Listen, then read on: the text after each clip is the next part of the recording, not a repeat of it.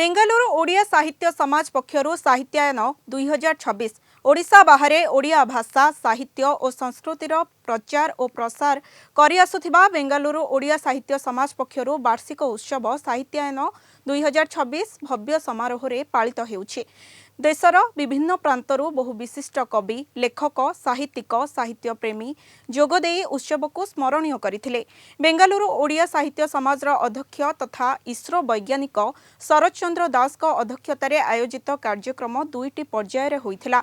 एही अवसर में अंतर्जातीय स्तर में पुरस्कृत कर्णाटकर विशिष्ट लेखिका ममता जी सागर और सुरेश समूहा सम्मानित अतिथि भावे जोगदेई साहित्य संस्कृति और सामाजिक मूल्यबोधर विकास रे एपरि अनुष्ठानर भूमिका उपरे आलोकपात करथिले। शेषरे अतिथिंक द्वारा साहित्य समाजर वार्षिक साहित्य पत्रिका कथा उत्कल उन्मोचित होइथिला। ओडिया साहित्य संस्कृति और ओडिया जातीयतार चेतनार विस्तार पे ये ओडिया समाज जो काम करुच्ची समस्त मन रे साहित्यर प्रेम जागृत करुच्ची धन्यवाद जनाऊँ। ओडिशार जो प्रवासी ओडिया माने अछंती तांको केमिति भाषा कला संस्कृति रे बांधी रखिबु सेठी नेगिरि आम तयारी हेतिला। तापर आम देखु प्रति वर्ष आम आम सब जो मैंने सब कवि अच्छा लेखक अच्छा तांको आम धरी तांकर कविता पाठ हो बा गल्प पाठ आम करूँ।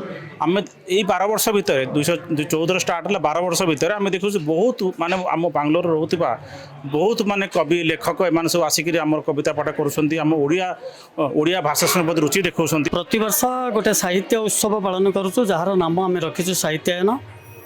यार मुख्य उद्देश्य रहिला जे प्रवास रे रही मध्य आमे आम भाषा को भल पाऊ एवं एठारे रहुतिबा आपण माने जानिथिबे बांग्लोर रे प्राय 15 लाख रु अधिक ओडिया लोक रहिसंती।